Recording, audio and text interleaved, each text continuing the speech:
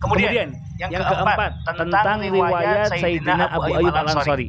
Benarkah sanadnya bermasalah? Maaf Ustaz, yang kami temukan justru sanadnya disahihkan oleh Al-Imam Al-Hakim, sebagaimana termaktub dalam kitab Al-Mustadrak ala Sahihain juz 4 halaman 515. Selain Al-Imam Al-Hakim, Al-Imam Az-Zahabi dalam kitab At-Talkhis Al-Hafidz Az-Zahabi juga menyatakan hadis ini sahih. Memang kami yang awam ini mencukupkan pada penilaian para ahli hadis seperti Al-Imam Hakim dan Al-Imam Az-Zahabi yang menyantumkan sahih pada riwayat Abu Ayyub Al-Ansari ini. Warahmatullahi wabarakatuh. Alhamdulillah wassalatu wassalamu ala Rasulillah wa ala alihi wa sahbihi wa mawalah, amma ba'd. Kita lanjutkan dengan riwayat yang keempat dari Sayyidina Abu Ayyub Al-Ansari radhiyallahu taala anhu. Tentang riwayat Sayyidina Abu Ayyub Al-Ansari. Benarkah sanadnya bermasalah? My work is easy because I use ClickUp. Here's how I keep track of all my tasks.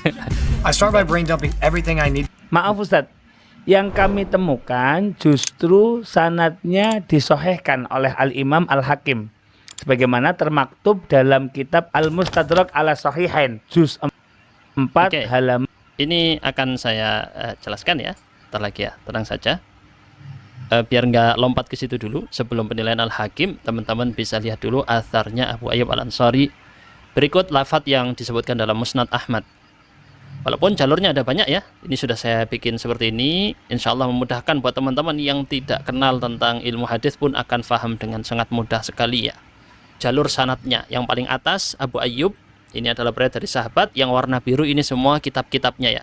An-Nasai nggak saya sebut karena semuanya sebenarnya jalurnya, jalur utamanya ini. Abu Ayyub, kemudian Daud bin Abi Shaleh, jalurnya Daud bin Abi Shaleh ini sampai kepada Imam Ahmad bin Hanbal dan Al-Hakim. Abu Ayyub juga ada jalurnya Al-Muttalib, nyambung ini kepada At-Tabarani dan Yahya bin Hasan di Akhbar Al-Madinah.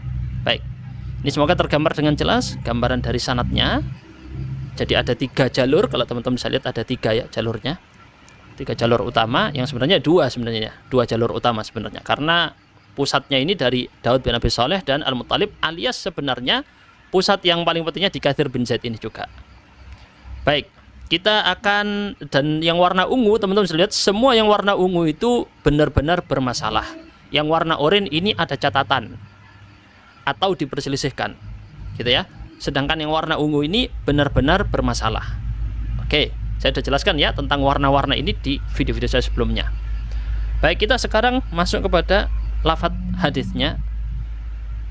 Jadi untuk hadisnya ini yang di sini ya la tabqu ala din, tapi ini ada kisah sebelum hadisnya, di mana Daud bin Abi Shaleh menceritakan Marwan suatu hari datang dan menemui seseorang lelaki meletakkan wajahnya di atas kuburan Nabi.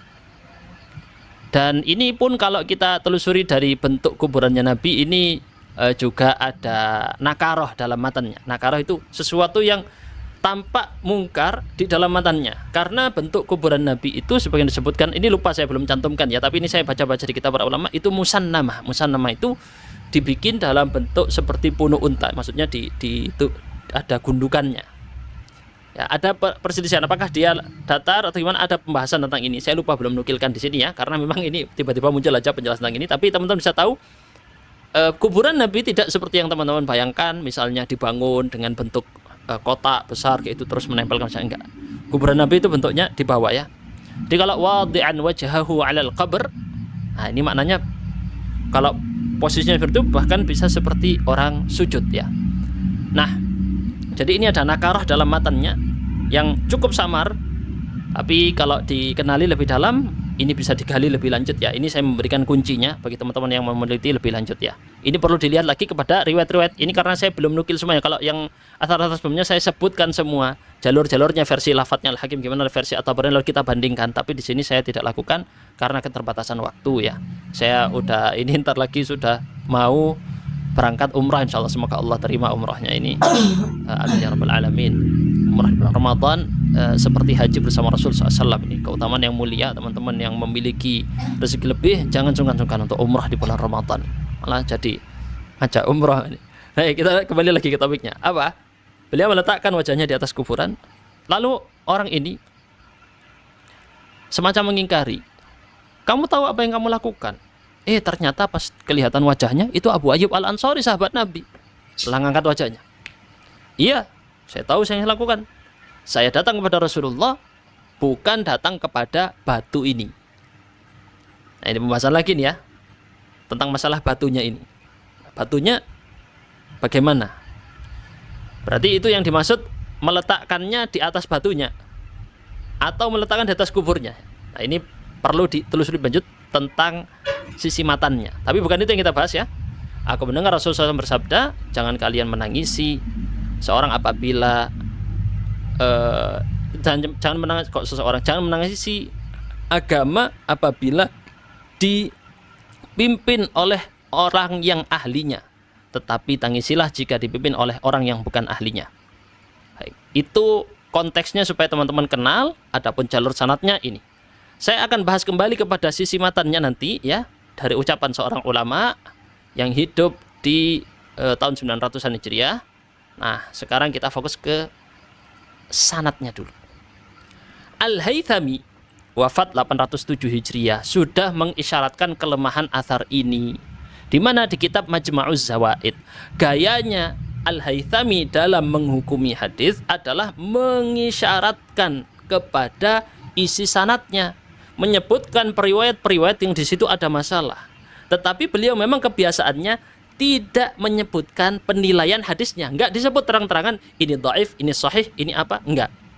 Contoh teman-teman ya, sebelum saya bahas yang barusan disebut ini, bisa dilihat di teks yang ini, Rawahut Tabarani. Ini yang saya tunjuk dengan mouse ini ya.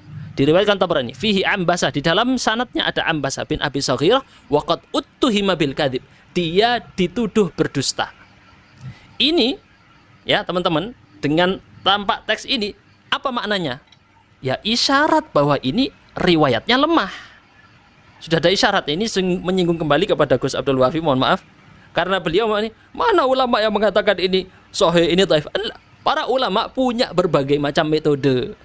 Ada yang metodenya cukup menyebutkan ini periwayatnya lemah, memberi isyarat saja, tidak sampai pada menghukumi, karena sudah jelas kita jelaskan perbedaannya, mana yang menghukumi sanadnya saja, mana yang menghukumi seluruhnya, sanad dengan matannya, sehingga dia perlu mengecek ada syudzuz atau tidak, ada illah atau tidak. Nah, itu tingkatan yang sangat tinggi.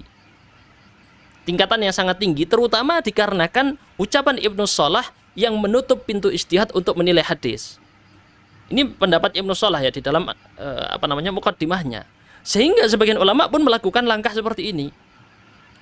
Ada panjang kalau saya bahas tentang itu, apakah benar-benar menilai tashih wa tad'if ini sudah ditutup pintunya. Padahal kalau kita temui misalnya ada masalah di dalam sanadnya, yaitu yang dilakukan oleh Al-Haythami dalam kitabnya Majma'uz Zawaid. Sudah ngerti orang yang ngaji kitab Majma'uz Zawaid, biasa buka kitab Majma'uz Zawaid, sering buka di situ, akan tahu metodenya Al-Haythami, Nuruddin Al-Haythami adalah ini. Nah, pada kasus yang kita singgung barusan ini, alias atharnya Abi Ayyub Al-Ansari radhiyallahu an, apa? Beliau mengisyaratkan kepada kelemahan riwayat. Apa beliau sebut? Di dalamnya ada Katsir bin Zaid.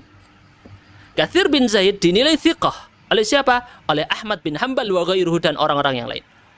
Dan dinilai lemah oleh An-Nasa'i dan ulama-ulama yang lain. Ada perselisihan. Isyarat.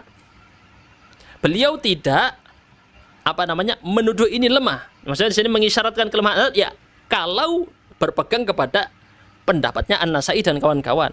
Dan kawan-kawan maksudnya, dan para ulama lain maksudnya ya. Ingat waktu.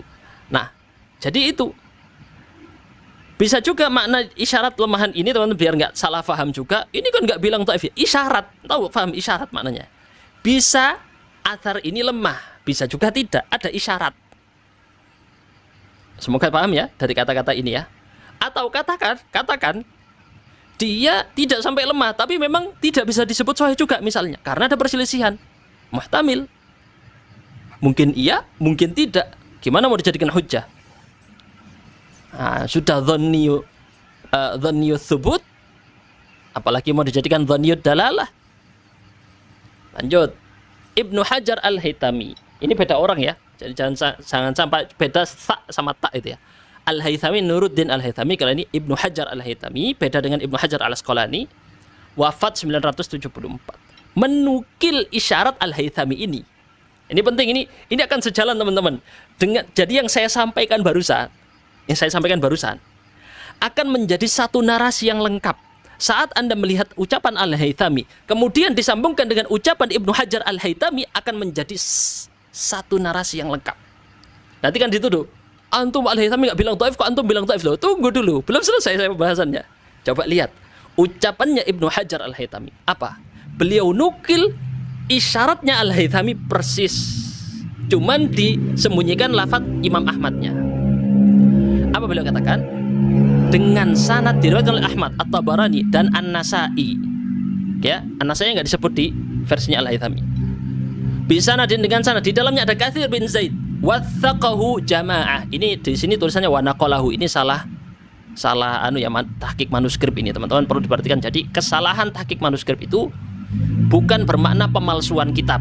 Ya, memang kelemahannya dari yang mentahqiq. Ini juga sebagian menarasikan ini Salafi Wahabi suka memalsukan kitab. Bukan memalsukan, memang salahnya yang meneliti manuskrip. Siapa orangnya kok langsung dinisbatkan ini Salafi Wahabi? Belum tentu Salafi Wahabi.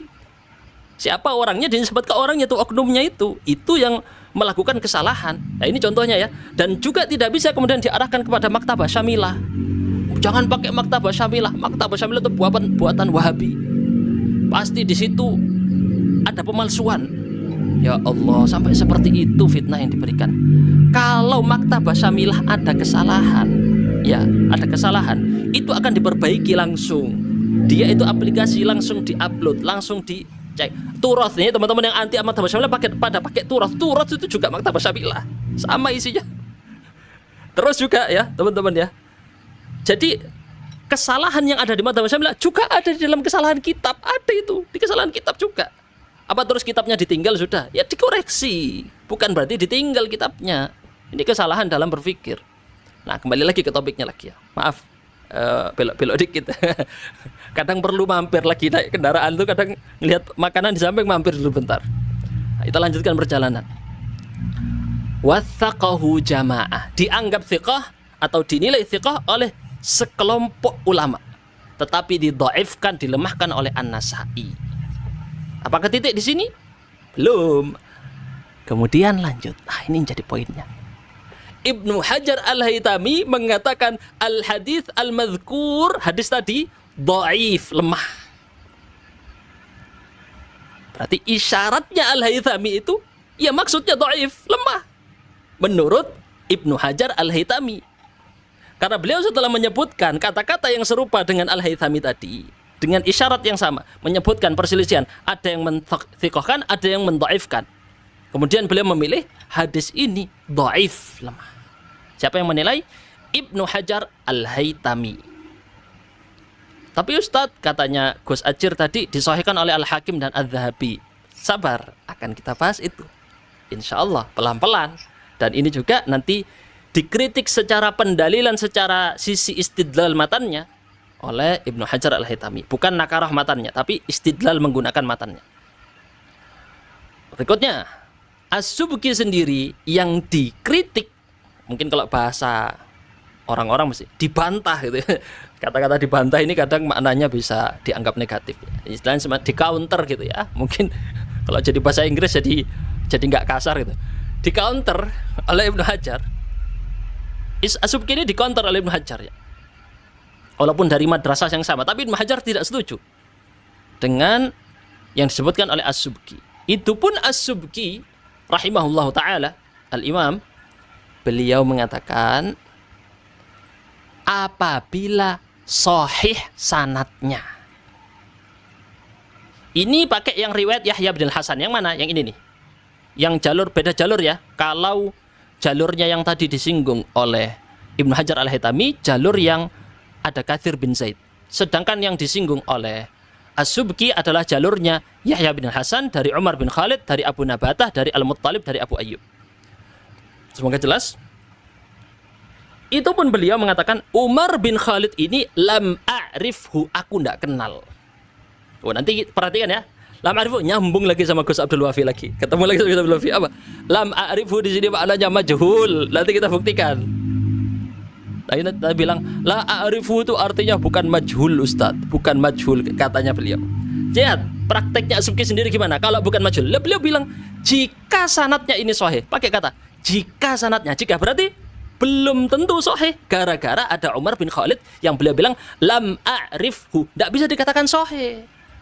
Minimal tawakuf, tidak sampai hadisnya lemah, enggak. Minimal tawakuf berarti tidak bisa disebut sahih, tidak bisa. Ini jelas ya, berarti kritiknya nyambung lagi sama Gus Abdul Wafi. Mohon maaf Gus Abdul Wafi kena lagi ya di sini. Karena jenengan membawakan sebuah kaidah la a'rifu artinya bukan majhul dan majhul bukan jarah. Kaidah dari mana? Di kitab Mustalah Hadis halaman berapa? Saya ingin tahu. Tunjukkan kitabnya. Apabila sahih sanadnya, maka di sini tidak dimakruhkan menyentuh, mengusap-ngusap dinding kuburan. Nah, ini tadi nyambung kepada perkataan saya. Kalau ini disinggung tentang dinding kuburan, sedangkan yang di sini dalilnya adalah tentang kuburannya. Ya, dan kuburannya Nabi memang tidak dibangun. Lanjut. Gus Ajar tadi menyebutkan nukilan ini ya. Coba kita playkan saja. 515. This is the most relaxing game in 2025.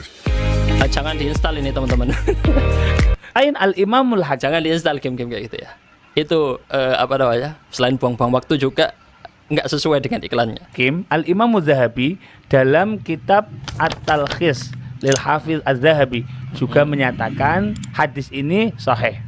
Memang kami yang awam ini mencukupkan pada penilaian para ahli hadis seperti Al-Imam Hakim dan Al-Imam Az-Zahabi yang menyantumkan sahih pada riwayat Abu Ayyub Al-Ansari ini. Oke, kalau mencukupkan dengan pendapat beliau saja Ustadz, maka kita juga bisa mengambil kesimpulan mencukupkan dengan perkataan Al-Haythami, perkataan Ibnu Hajar Al-Haythami, dan juga perkataan As-Subki yang tawakuf atas sahihnya athar ini.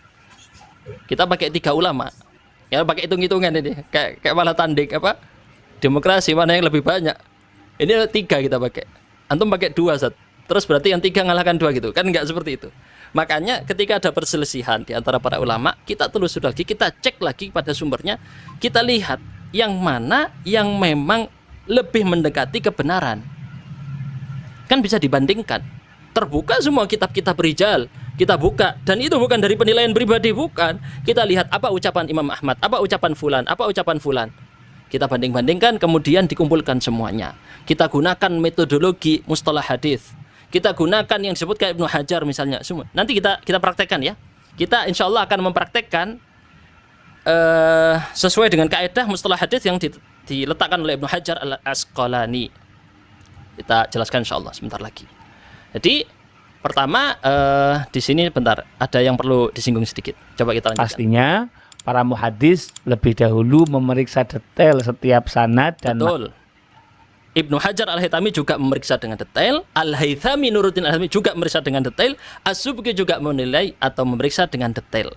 3 ulama yang kami nukil juga memeriksa dengan detail Ustaz. Jadi itu tidak bisa menjadi hujjah sebelum menyatakan sahih.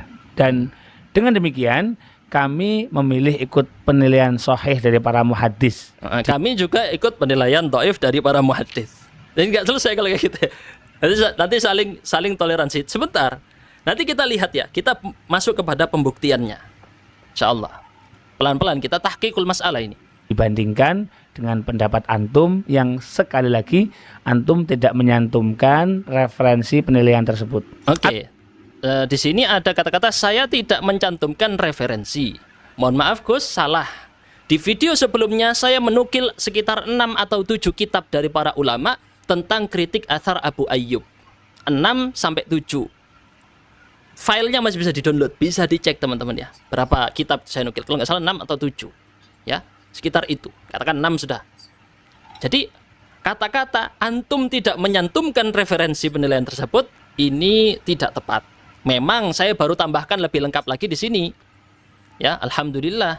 Dengan kita telusuri lagi, Allah berikan kemudahan, terbukakan banyak sekali penemuan-penemuan yang saya juga tidak menyangka, wallah, demi Allah ya. Kita mendapati hal-hal ini Gus dengan bukan seperti yang bayangkan misalnya ada fulan ngirimi pesan chat enggak. Allah bukakan ini benar-benar saya lagi meneliti tentang ini terus dibukakan ke jalurnya, dibukakan. Masya Allah. Seolah-olah ini adalah bantuan dari Allah. Saya bukan ini mengklaim secara pribadi, enggak, ini pengalaman pribadi saya, bisa Anda tolak ya. Tapi ketika saya menjelaskan, membahas ini, muncul lagi. Saya membahas tentang Al-Haythami, terus muncul lagi punya Ibnu Hajar Al-Haythami. Muncul, ketika meneliti, muncul di kitab ini, terus saya telusuri kitabnya, telusuri lagi, muncul lagi. Masya Allah. Semuanya ini atas kuasa Allah, bukan karena kehebatan fulan dan fulan. Ini saya tegur juga untuk teman-teman yang memuji berlebihan di kolom komentar. Saya tidak mau dengan pujian-pujian itu karena akan menggugurkan amal soleh dari seseorang yang sudah berjuang. Dia berjuang untuk berjihad di dalam berdakwah, kemudian gugur karena masuk perasaan ujub dan riya. Na'udzubillah min dzalik. Maka jika Anda memuji, pujilah dengan pujian yang bukan membuat orang tadi menjadi ujub. Fokus pada pembahasannya saja ya. Kita kembali lagi. Baik. Maka dengan adanya perselisihan antara para ulama tadi, Al-Hakim Adz-Dzahabi, Ibnu Hajar Al-Haythami, dan juga As-Subki yang tawakuf, maka kita perlu mengecek ulang benar-benar pada sanadnya seperti yang dianjurkan oleh Gus Ajir. Apa?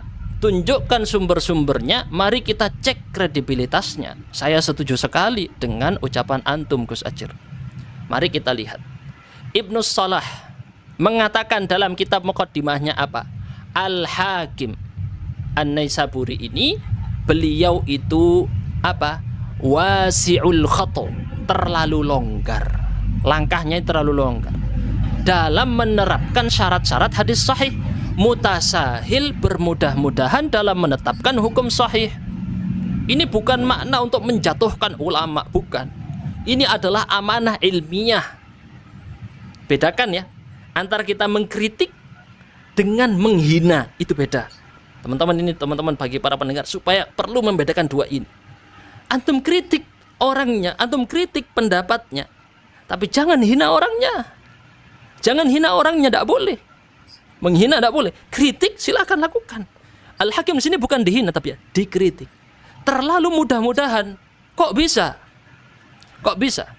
Beliau kemudian menyebutkan juga yang tepat kita adalah bersikap jalan tengah dalam urusan Al-Hakim. Jalan tengah berarti apa?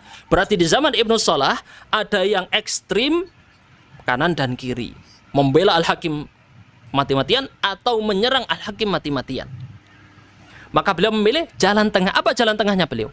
Apabila Al-Hakim menghukumi hadis dengan sahih, langsung cepatkan ini ya. Dan kita tidak dapati para ulama, para imam. Ini Ibnu Salah wafat 643 Hijriah, sebelumnya Adz-Dzahabi wafat tahun 740-an. Ibnu Salah menyebutkan ini. Berarti waktu di zaman Ibnu Salah penilaian Al-Hakim sendirian, belum ada Adz-Dzahabi. Oke? Kalau Al-Hakim sendirian, tidak ada imam-imam yang lain menilai itu sahih, setidaknya termasuk dia kategori hasan. Bisa yuhtajju bihi wa yu'malu bihi, illa kecuali kalau tampak ada illah, cacat yang menyebabkan hadis tadi menjadi dhaif. Oke, perhatikan ya. Dia asalnya hasan, tapi kalau ketahuan ada illah, ada cacat, ya hadisnya jadi dhaif, tidak bisa jadi bukan dhaif itu tadi ucapannya, dhaif benar ya pengucapan. Nah, yang mirip dengan ini beliau nyinggung Ibnu Hibban. Tetapi memang punya Ibnu Hibban jauh lebih baik dari punya Al-Hakim. Itu maksudnya ya. Panjang saya kalau jelaskan tentang masalah antara Sahih Ibnu Hibban dengan Mustadrak ala Sahihain punya Al-Hakim An-Naisaburi. Baik, rahimahumullah. Kita lanjutkan. Bukan hanya itu, An-Nawawi dengan As-Suyuti menjelaskan tentang ini, tentang masalah ini. Kita lihat di dalam Tadribur Rawi punyanya As-Suyuti. Apa? Beliau menyebutkan Adz-Dzahabi telah meringkas Mustadraknya Al-Hakim dan mengkritik, mengomentari banyak di dalamnya hadis-hadis yang lemah dan mungkar. Beliau susun itu menjadi buku khusus yang di dalamnya terdapat hadis-hadis palsu, jumlahnya sekitar 100 hadis. Jadi yang dinilai Al-Hakim sahih, apalagi sendirian, kalau kata Ibnu Salah, sendirian, tidak ada ulama lain di sebelum-sebelumnya, di sezamannya, bukan ulama setelahnya lah ya. Ulama sebelumnya dan ulama sezamannya, tidak ada yang menilai sahih. Tunggu dulu. Kalau tanpa ada cacat, ya dikatakan hadisnya lemah. Itu kata Ibnu Salah. An-Nawawi dan As-Suyuti di sini demikian. Beliau menyebutkan Adz-Dzahabi. Ini As-Suyuti ya, karena Adz-Dzahabi setelahnya An-Nawawi. Berarti di sini perkataannya As-Suyuti. An-Nawawi juga menyebutnya ini dalam kitab Al-Majmu' Syarh Al-Muhadzab. Al-Hakim mutasahil. Hakim ini orangnya bermudah-mudahan dalam mensahihkan hadis. Ma'ruf, ini sudah dikenal di kalangan para ulama. Nah, mungkin dari teman-teman yang menonton atau dari pihak Gus Ajir juga mungkin belum tahu bahwa ini ma'ruf, dikenal oleh para ulama, bahwa Hakim ini mutasahil. Kata siapa? Kata Al-Imam An-Nawawi, bukan kata saya. Nanti di framing lagi, ini Ustadz Ahmad Ubaidillah misalnya, ini framingnya netizen ya Gus ya, bukan jenengan. Alhamdulillah saya suka dengan kritik-kritik Gus Ajir itu, tidak framing-framing seperti itu. Cuman ini katakan netizen framing. Ini Al-Hakim ya Pak, direndah-rendahkan sama Ustadz Ubaidillah. Al-Hakim saya lebih percaya Al-Hakim.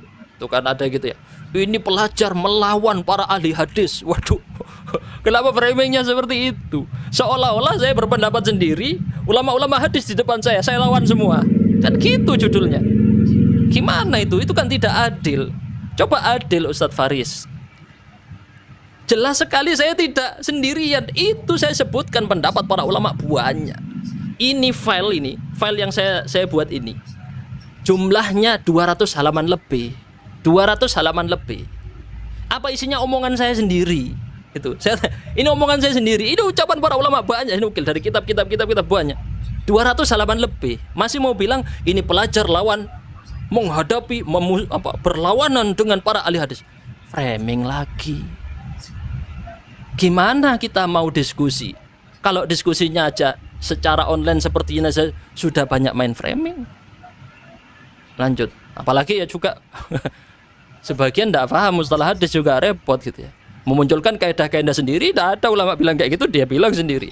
Atau istilah hadis diistilahkan dengan istilah bahasa Arab, ya tambah. Gimana mau diskusi tapi ya ya gitulah. Lanjut dulu. Penilaian Sahih Al-Hakim ini sendiri menurut Adz-Dzahabi gimana? Menurut Adz-Dzahabi ya, beliau bilang yang sesuai dengan Sahih Bukhari atau Sahih Muslim syaratnya, sesuai dengan syaratnya Sahih Bukhari Muslim. Ini beliau disebutkan dalam kitab Syiar Alam Nubala jilid 17 halaman 175 cetakan Ar-Risalah. Beliau mengatakan yang sesuai dengan syaratnya Bukhari Muslim atau salah satunya, karena Al-Hakim mengklaim isi kitabnya itu semuanya sesuai dengan syarat Bukhari Muslim atau salah satunya. Klaim ini tidak bisa diterima. Adz-Dzahabi mengatakan itu sekitar sepertiga isi kitabnya atau bahkan kurang.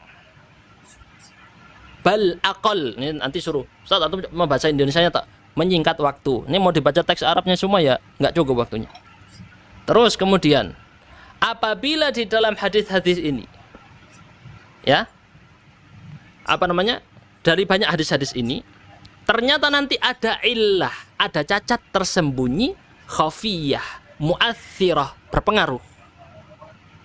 Jadi banyak, banyak di antara hadis-hadis ini secara zahir luarnya, secara tampak luarnya sesuai dengan syarat Bukhari Muslim atau salah satunya. Tetapi fil batin, ternyata kalau ditelusuri lebih dalam, diteliti lebih dalam, ada illah, ada cacat yang tersembunyi, yang mendampak. Gak bisa disebut sahih lagi. Akhirnya dia berubah. Yang hasan katanya, yang derajatnya hasan kata Adz-Dzahabi sekitar 1/4 kitab. Sedangkan sisanya, berarti berapa? Kalau tadi sepertiga, karena hitung-hitungan saya juga nggak terlalu pintar. Sepertiga sama 1/4, berarti berapa itu? 4/12 sama 3/12. Jadi 7/12. Betul ya teman-teman ya? Matematika saya agak berarti hampir setengahnya dong. Kan 7/12 berarti 5/12. Kalau pakai hitung-hitungannya Adz-Dzahabi 5/12 Dari isi kitab Al-Mustadrak menurut Az-Zahabi isinya adalah hadis-hadis mungkar dan keajaiban-keajaiban aneh-aneh. Ajaib. Ajaib ini bisa bermakna ya unik-unik, aneh-aneh.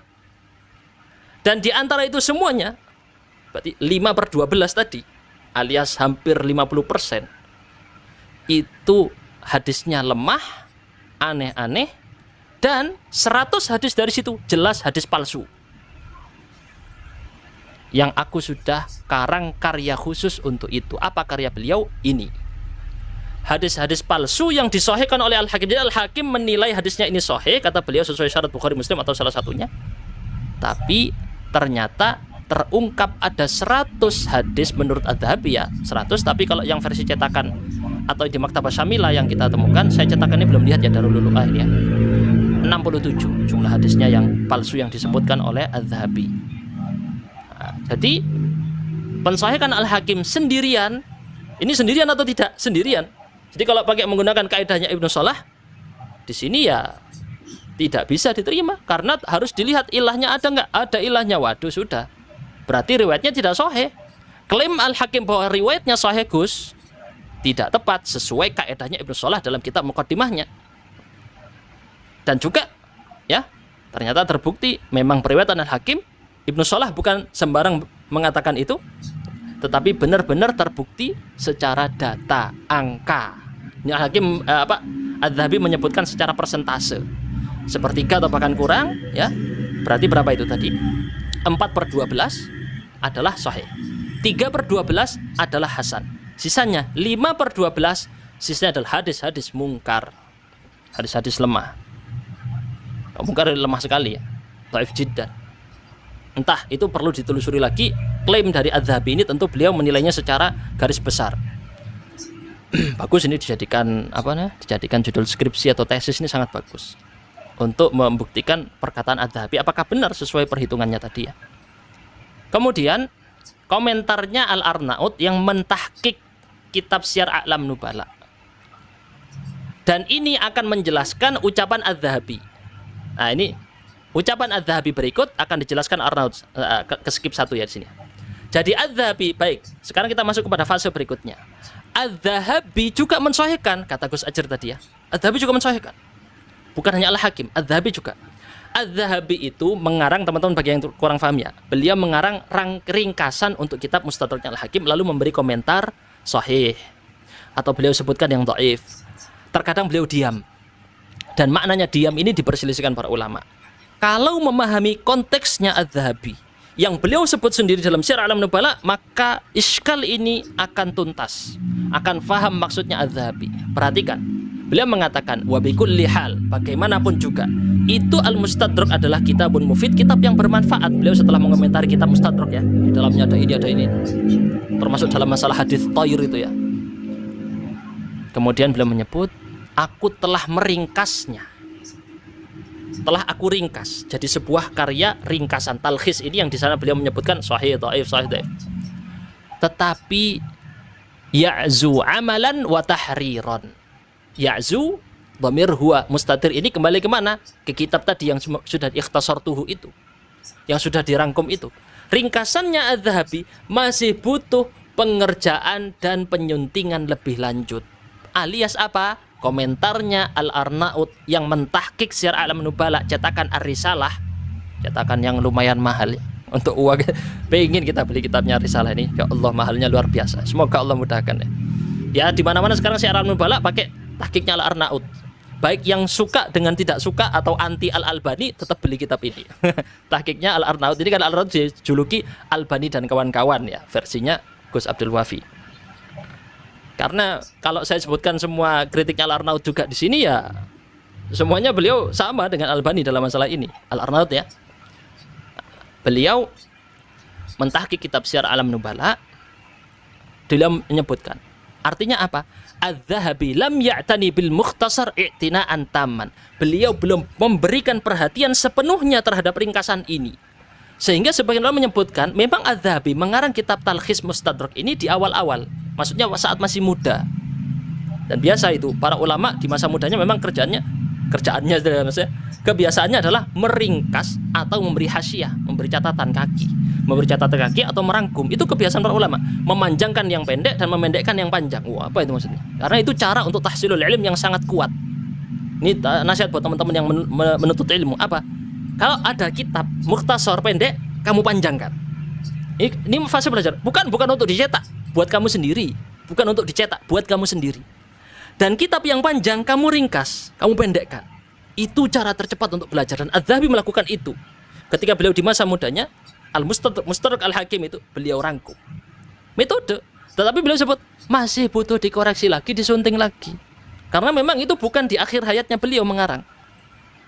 Makanya kan di akhir hayat beliau fokus kepada karya-karya besar Adz-Dzahabi ya. Beliau banyak magnum opusnya ya, karya-karya besar Syiar A'lam Nubala. Beliau mengatakan apa? Karena lam yatatabba al-hadits tatabbu'an daqiqan. Beliau belum meneliti secara detail ya, tetapi beliau mengomentari secara yang mudah dimungkinkan saat itu bagi beliau. Makanya beliau sebutkan sini ya, ada banyak yang terlewat. Hadis-hadis yang sebenarnya tidak sahih, tetapi Adz-Dzahabi memberikan sahih. Baik, kita masuk kepada pembahasan berikutnya. Bagaimana sebenarnya Adz-Dzahabi di dalam talkhisnya atas Al-Mustadrak. Ini adalah karangan seorang akademisi yang kontemporer, tetapi Ustaz, ini kan kontemporer, masa melawan ulama zaman dulu? Bentar, jangan kemudian langsung main taklid-taklid seperti itu. Pokoknya kontemporer ditolak semua, yang zaman dulu semua diterima, kan nggak seperti itu. Ini adalah karya akademis di Universitas Islam Baghdad yang akan menyebutkan secara apa istilahnya itu ya, numerik, disebutkan data dengan angka loh ya, dengan angka ini sesuatu yang bukan subjektif. Angka ini kan objektif, akan disebutkan dengan angka oleh Dr. Aziz Ad-Daini ya kayaknya bacanya itu ya, dan diteliti oleh Profesor Dr. Bashar Awad Ma'ruf. Nah, ini sudah jelas. Saya sengaja saya tidak nukil bahwa yang menthaifkan Bashar Awad, yang menthaifkan Al-Arnaud ini ya, riwayat ini ya dithaifkan oleh mereka. Silakan dicek di riwayat Musnad Ahmad, tahqiqnya Al-Arnaud, bisa dilihat dithaifkan. Lihat juga penjelasannya Bashar Awad, saya lupa di mana Profesor Bashar Awad ini. Nanti kan disebut ini kan Al-Albani dan kawan-kawan, terserah wis. Antum lihat Bashar Awad itu ada jenggotnya, dicukur semuanya. Disebut Salafi, Wahabi atau Albani gitu. Ada, beliau peneliti hadis yang memang dikenal di zaman sekarang. Oh, karya-karyanya luar biasa, di mana-mana dijadikan rujukan. Dan tidak selamat semuanya dari kritik, beliau juga dikritik. Panjang saya jelaskan tentang masalah takribut tahdhib beliau, tahrir, kemudian ada kritik lagi. Nah, kita lanjut lagi ke pembahasan ini. Di link penelitiannya bisa dilihat ya, bisa di-download teman-teman. Kita akan lihat waham Adz-Dzahabi yang membuktikan bahwa Adz-Dzahabi sesuai dengan perkataan beliau, talkhisnya beliau, penilaian beliau sahih, tidak sahih di dalam Mustadrak Al-Hakim itu masih belum tuntas. Kenapa belum tuntas? Terbukti setelah ini waham Adz-Dzahabi. Teman-teman kalau tidak memahami waham artinya adalah praduga yang lemah, menduga sesuatu yang lemah.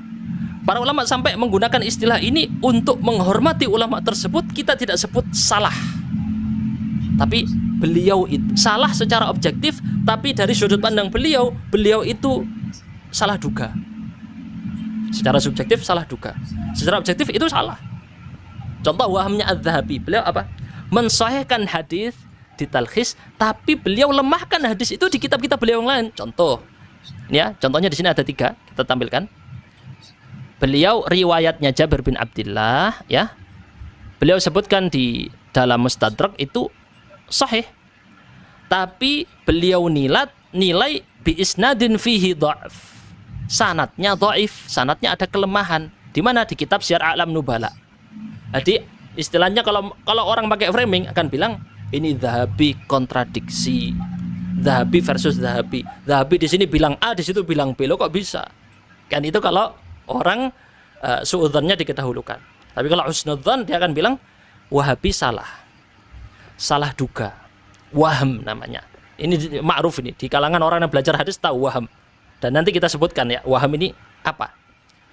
Lanjut berikutnya, di situ ada disebutkan ya bukti-buktinya, teman-teman. Jadi Adz-Dzahabi melemahkan hadis tersebut, tapi disahihkan di Al-Hakim. Adz-Dzahabi hadisnya sahih, tapi di Syiar Al-Nubala hadisnya dhaif. Di Mizan Al-I'tidal hadisnya dhaif. Gimana itu? Contoh lagi wahamnya Adz-Dzahabi. Di dalam At-Talkhis, Talkhis Mustadrak bilang hadisnya sahih, tapi di kitab beliau yang lain disebut hadisnya mungkar. Min mana kirihi, termasuk riwayat-riwayat mungkar dari fulan di Mizan Al-I'tidal disebut. Jadi gimana? Yang mana yang betul, yang sahih atau yang dhaif? Yang mungkar. Mungkar ini bukan sekedar dhaif ya. Mungkar ini dhaif jiddan, beda. Dhaif beda dengan dhaif jiddan, beda dengan maudhu'. Contoh wahamnya yang lain, Adz-Dzahabi mensahihkan hadisnya tapi menukil jarah para periwayatnya di kitab-kitab yang lain. Beliau sebutkan di sini contohnya ada 33 hadis. Pakai angka di sini ya. Semua datanya lengkap, teman-teman bisa download filenya tadi. Contoh waham Dzahabi yang lain, mensahihkan hadis tapi beliau sendiri memvonis majhul pada periwayatnya di kitab-kitab yang lain. La yadri man hu. La yadri man huwa. Enggak tahu ini siapa. La yadri man huwa. La yudra man huwa. Bukan la yadri, maaf. La yudra man huwa. Enggak diketahui dia ini siapa. La yakadu yu'raf, hampir enggak dikenal. Fafihi jahala. Ini semua lafaz-lafaz majhul. Ini juga untuk Gus Abdul Wafi ya, yang bilang majhul bukan jarah, atau lafaz la a'rifu bukan majhul. Itu lafaznya Adz-Dzahabi bisa dilihat. Maka yang seperti ini bukan merendahkan para ulama, bukan, klarifikasi. Tapi kita sebutkan bahwa para ulama mengalami waham. Memang seperti itu. Allah tidak ingin ada manusia yang tidak punya kesalahan kecuali untuk para nabi. Mereka yang bukan nabi mesti ada salah. Siapapun ulamanya, siapapun sehebat apapun imam tersebut, selalu akan mendapat kritik dari imam-imam yang lain. Memang Allah jadikan sunnahnya seperti itu, sunnatullah. Waham, salah dalam menduga. Kata-katanya pun sangat indah ya, bukan akhta al-muhaddits, bukan kesalahan-kesalahan para ahli hadis, bukan. Waham, ini salah-salah duga dari para ahli hadis. Sampai ada kitab khusus ini ya, yang saya tampilkan di sini, karya kontemporer 11 jilid, Auhamul Muhadditsin Ats-Tsiqat. Ini orang-orang terpercaya yang hafalannya sangat kuat, hafal 100.000 hadis, 200.000 hadis, jutaan atau 1 juta hadis seperti Muhammad ya. Tapi apakah tidak mengalami waham? Mengalami waham. Tadi saya bilang Allah tidak ridho ada orang yang maksum kecuali bagi para nabinya. Bahkan para sahabat pun ada kritik, mengkritik antar sesama mereka. Wajar. Bukan sesuatu yang merendahkan derajat mereka. Semoga Allah merahmati mereka semuanya ya. Di sini menunjukkan auhamul hadits disebut fulan, kekeliruannya apa? Kekeliruannya apa? Nanti ketemu nanti. Kemudian diambil hukumnya. Jadi semacam klarifikasi ini. Klarifikasi dalam menilai ucapan-ucapan mereka. Baik, kita masuk ke kritik sanadnya. Waduh. Dari tadi sudah 40 menitan ya. Belum masuk kritik sanad ini. Kritik sanadnya baik.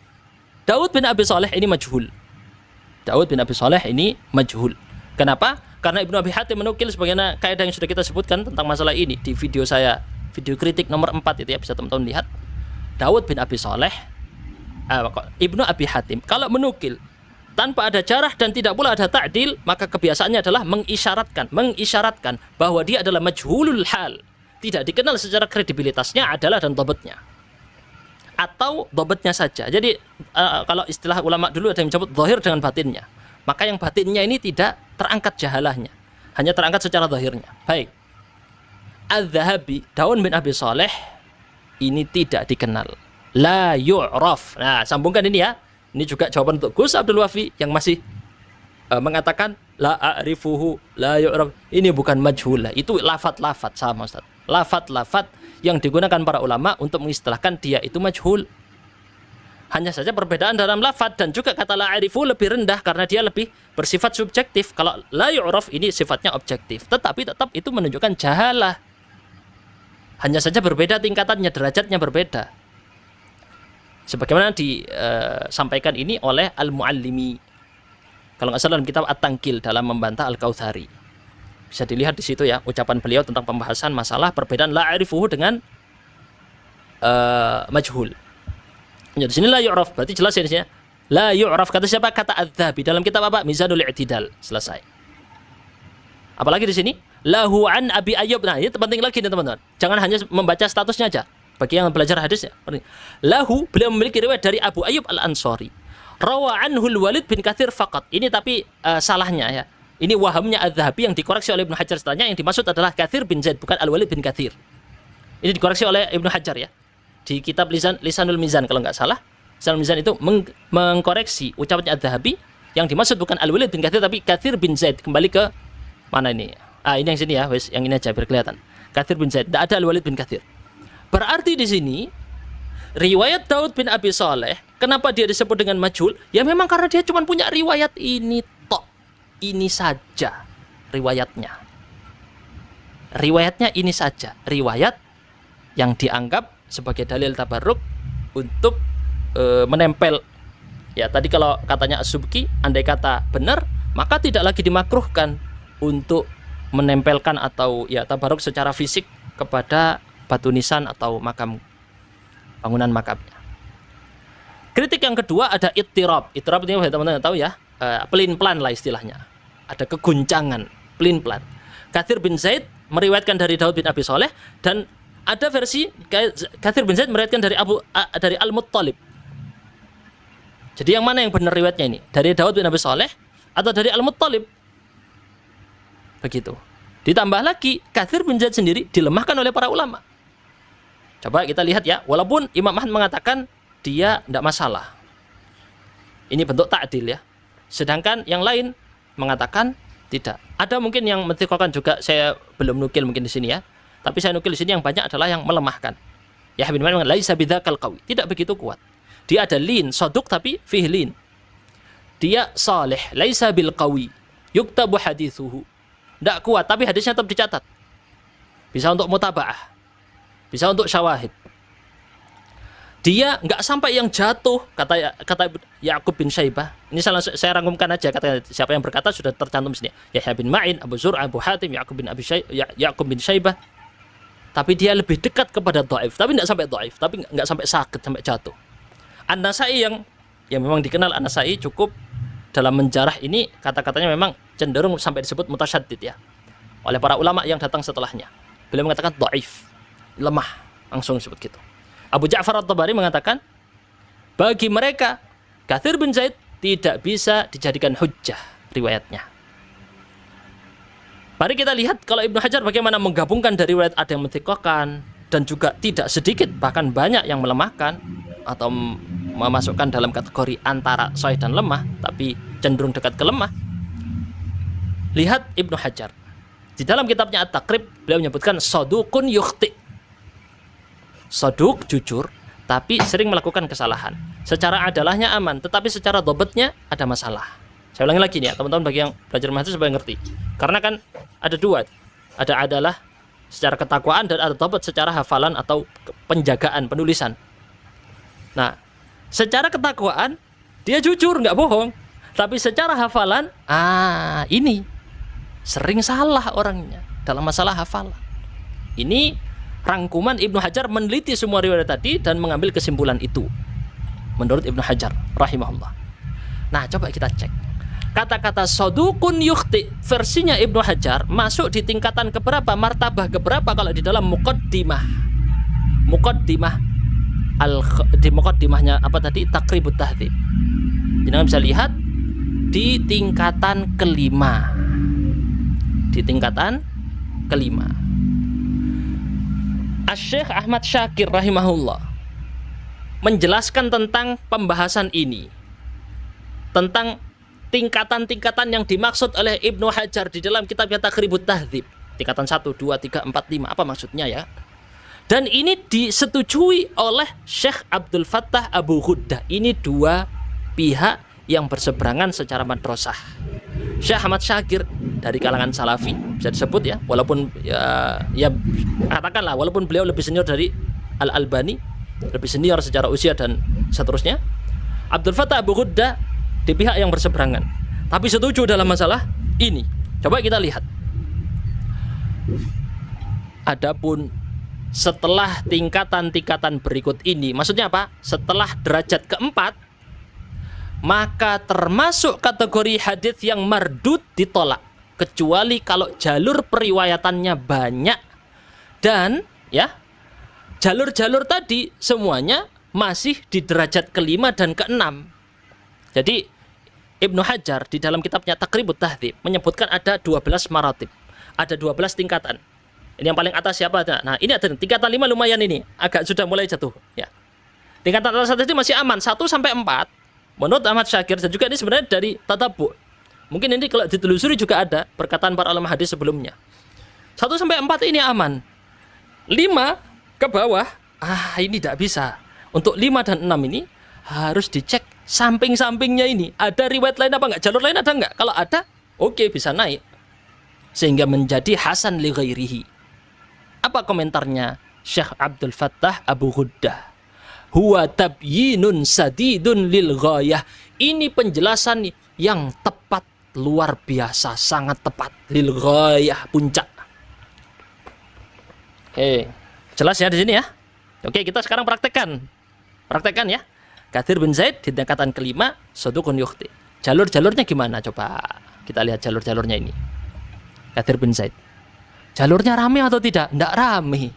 1, jalurnya cuma 2, punya bantuan dari Abu Nabatah. Itu pun jalurnya beliau tidak sampai derajat apa? Tidak sampai derajat 5 dan 6. Kenapa? Karena Umar bin Khalid majhul.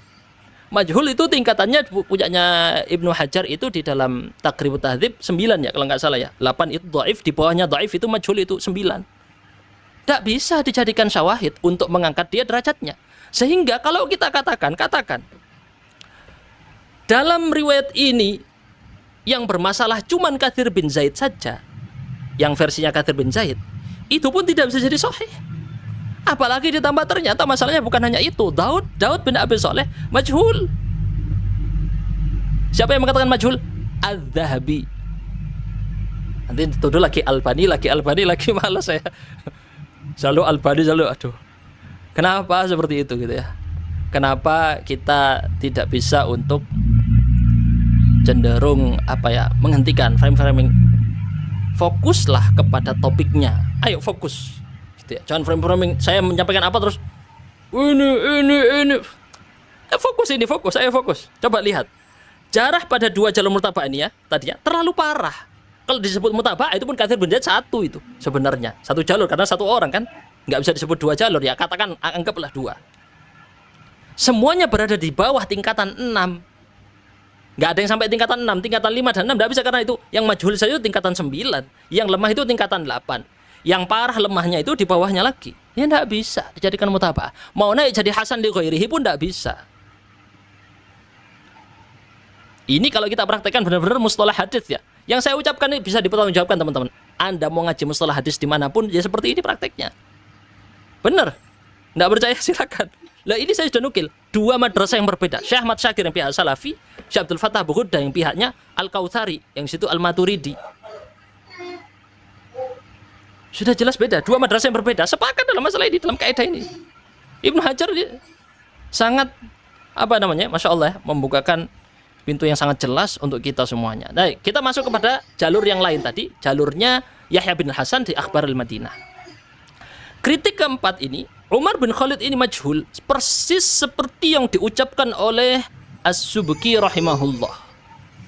Lam a'rifhu, aku tidak mengenalnya. Ya karena memang tidak ada dinukil. Umar bin Khalid dalam sebagian catatan itu Amr bin Khalid. Ya, ini perlu ditelusuri di manuskripnya. Yang benar itu Umar bin Khalid atau Amr bin Khalid. Ini tidak ada jarah ataupun takdilnya di kitab-kitab biografi, nggak ada. Bisa dicari. Katakan, Ustadz, itu tidak bisa menjadikan dia jarah. Kalau versinya Gus Abdul Wafi ya.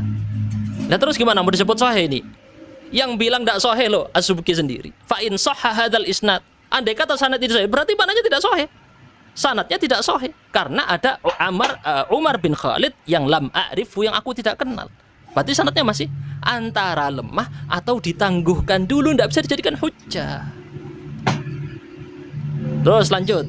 Kritik yang berikutnya, Sufyan bin Bishr. Sekarang kita masuk kepada jalur riwayatnya At-Tabarani. Sufyan bin Bishr juga majhul. Dinukil oleh dia tidak disebut oleh Ibnu Abi Hatim dalam kitabnya. Sebagian disebutkan dalam Tuhfatul Gharib bi tarajim rijal Mu'jam At-Tabarani. Ini kitab khusus untuk biografi para periwayat yang ada di kitab Mu'jam At-Tabrani, karena kita bahas adalah sanadnya At-Tabrani yang di tengah ini, teman-teman. Sufyan bin Bishr ini adalah tidak disebut di dalam kitabnya Ibnu Abi Hatim, dan dalam tarajum ini tidak disebutkan sama sekali jarah dan tidak pula ta'dilnya. Antara dia majhul atau ditangguhkan, tangguhnya sama saja, sama-sama membuat dalil tersebut tidak bisa dijadikan hujjah. Kritik yang keenam, Ahmad bin Rushdin. Ini jalur yang ini tadi ya. Ahmad bin Rushdin ini divonis pendusta. Bukan lemah biasa nih ya. Pendusta. Innaka kadzab, kamu ini pendusta. Bahkan bicara di depan orangnya langsung, kata Ahmad bin Shalih. Kemudian juga Ibnu Abi Hatim menukil, sejak orang-orang membincangkan dia, Ahmad bin Rushdin, aku tidak meriwayatkan darinya. Bahkan sampai tadi kita sebut Ibnu Abi Hatim tidak mau masukkan dalam kitabnya. Bahkan tidak dimasukkan dalam kitabnya Jarh wa Ta'dil. Tidak mau meriwayatkan dari itu ya, Abu Hatim. Baik, kemudian Abu Hatim atau Abi Hatim yang sini ya, mungkin saya perlu cek lagi. Ibnu Adi mengatakan kadzabu, mereka mengatakan Ahmad bin Rushdin ini pendusta. Dan aku mengingkari beberapa hal dari riwayat-riwayatnya Ahmad bin Rushdin.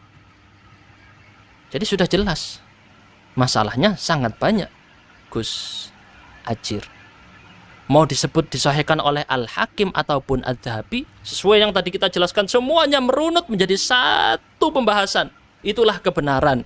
Saling terkait satu sama lain, terhubung dengan tanpa rekayasa. Memang seperti ini. Terlihat bahwasanya riwayat ini tidak sahih. Jalur yang lemah, yang ungu ini yang sudah jelas lemahnya, yang oranye itu ada catatan. Tapi pun kalau kita praktekkan sesuai kaidahnya Al-Hafidz Ibnu Hajar, di sini yang warna oranye Katsir bin Zaid, tidak bisa dijadikan hujjah. Tidak bisa. Sudah kita praktekkan dengan penjelasan Al-Hafidz Ibnu Hajar dengan kitab At-Taqribnya itu. Nah, kita sekarang masuk kepada pembahasan matannya sebagai penutup ini. Insyaallah 4518. Loh, kok lewat ini ya? Oh, ini argumentasi yang dilakukan Abu Ayyub bukan tabarruk. Kita sepakat dulu bahwa yang dilakukan oleh Sayyidina Abu Ayyub Al-Ansari adalah mencium makam Nabi, dan itulah titik argumentasi kebolehannya. Walaupun para ulama ada juga yang berbeda pendapat tentang apakah tepat beradab kepada Nabi dengan menyentuh-nyentuh. Oke, kita langsung fokus ke bukan ini beliau yang saya menempelkan kepala beliau lagi sedih, ya nanti repot. Kalau lagi bahagia, cium makam Nabi juga nggak bisa antum salahkan nantinya. Dan menyimpulkan bahwa itu bukan tabarruk karena hanya tengah bersedih juga tidak bisa diterima. Sedangkan para ulama menyatakan bahwa tabarruk di makam Nabi atau sholihin tidak hanya dengan menyentuh, namun bisa dengan berdiri di sisi makam, sebagaimana antum jelaskan sendiri. Tetapi berdiri di sampingnya makam, di posisi lain, dan mengucap salam. Ini caranya Abdullah bin Umar di dalam bertabarruk. Sebetulnya, ya, betul. Saya mengucapkan seperti itu. Kenapa? Karena saya berbicara kepada orang-orang yang akan tetap berpegang pada pendapat para ulama untuk bertabaruk dengan makam-makam orang soleh. Nah, kata tabaruk ini Gus masih umum. Kata tabaruk ini masih umum ya Gus ya, masih umum. Bentar, saya geser supaya agak besar wajah saya. Nah, seperti ini. Tabaruk ini masih umum Gus. Backgroundnya mirip ini ya belakang. Hai. Tabaruk masih umum ya. Sekarang detailnya apa perbuatan di tabaruknya itu? Itu yang perlu didetailkan. Jadi, iya, saya hukum tabaruk apa sih? Tabaruknya ngapain dulu? Nah, kalau ketemu tabaruknya ini, itu kita telusuri hukumnya bareng-bareng. Tabaruknya doa melalui perantara, dibahas. Tabaruknya adalah dengan mencium-cium batu nisan, dibahas. Jangan cuma tabaruknya saja. Makanya saya bukan lompat-lompat seperti yang dinarasikan oleh Ustadz Faris dan ini Ustadz Ahmad bilang lompat-lompat langsung bahasin. Bukan lompat-lompat. Karena itu justru tafsil yang dibutuhkan, perincian yang dibutuhkan. Untuk kita mengetahui hukumnya, kita butuh ditafsil. Nah, tadi yang jenengan sebut apa? Masalah mencium ya, masalah berdiri yang saya singgung tadi. Berdiri di agak menjauh seperti yang dilakukan Ibnu Umar, kemudian mengucapkan salam. karena jenengan ini adalah ya menyetujui untuk bertabaruk dengan makam orang-orang soleh tadi, lakukan seperti Ibnu Umar. Maksud saya gimana? Coba minimal lakukan itu. Berdiri jauh, apakah dilakukan?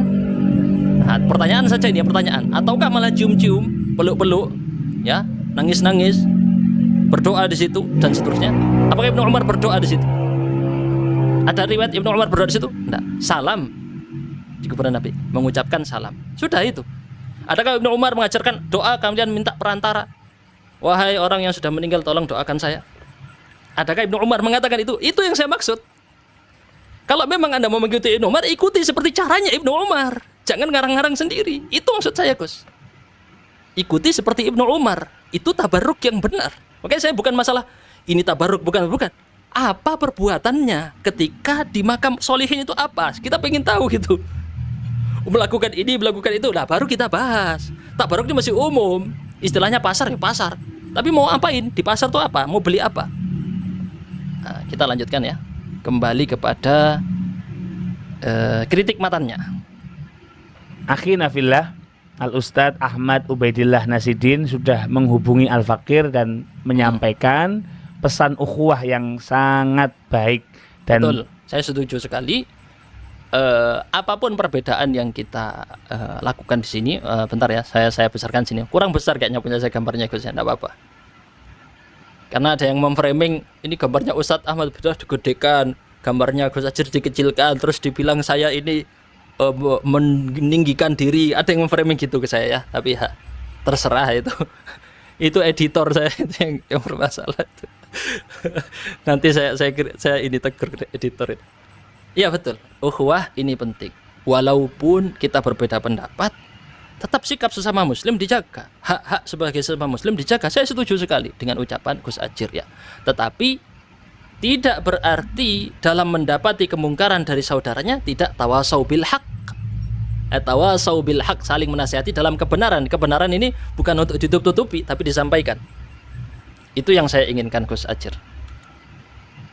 Tidak berniat untuk berbantah-bantahan sampai berlarut-larut. Betul, itu yang saya sampaikan. Saya ngechat Gus Ajir juga di Instagram.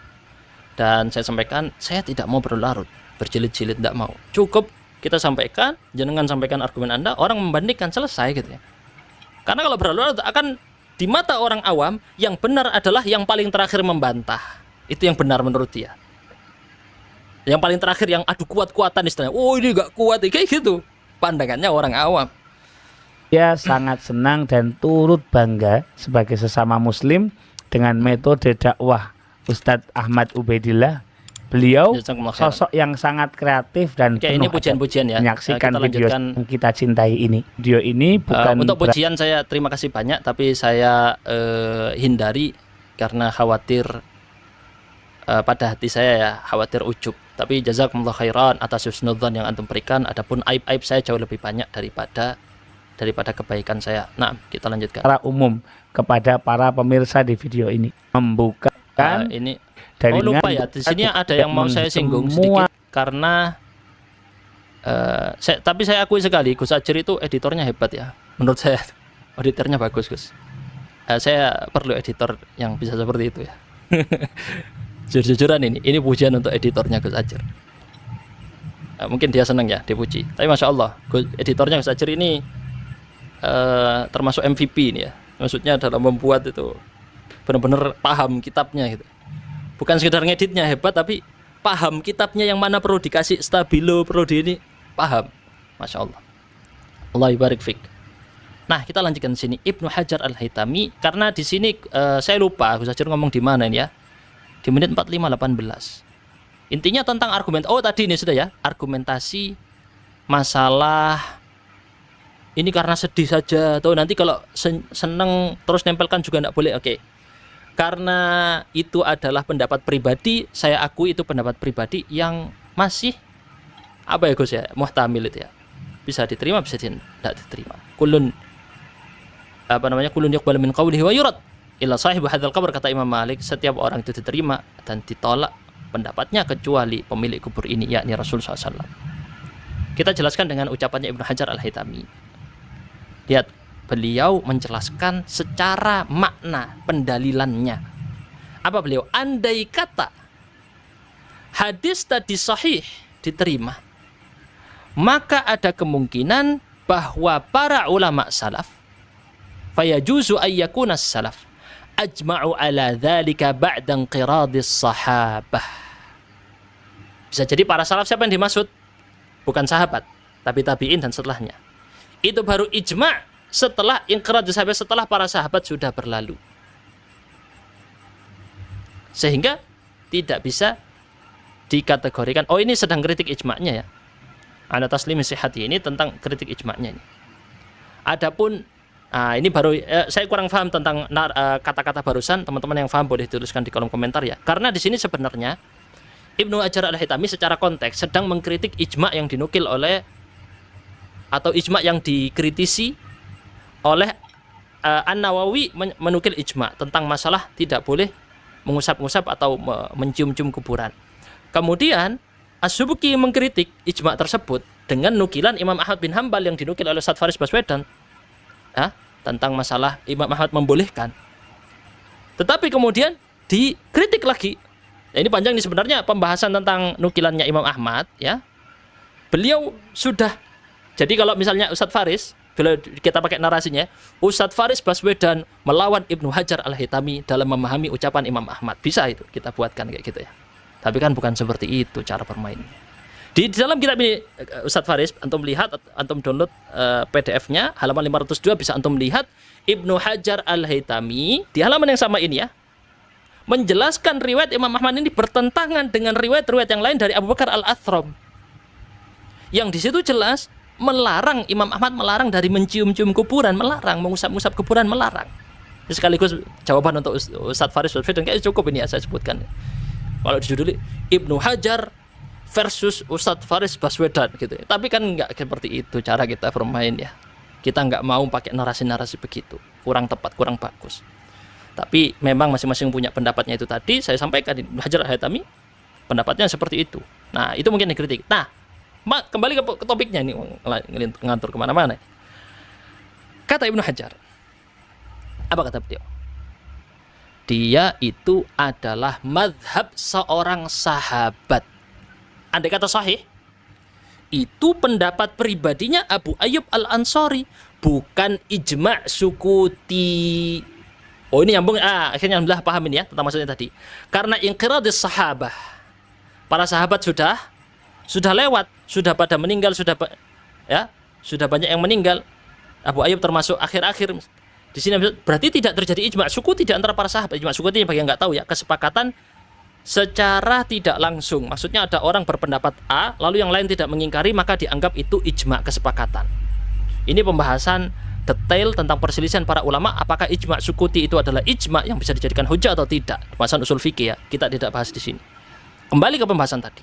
Berarti pendapat Abu Ayyub Al-Ansari, ini kalau pakai narasi Ibnu Hajar di sini ya berarti maksudnya. Ibnu Hajar tapi mengatakan apa berarti?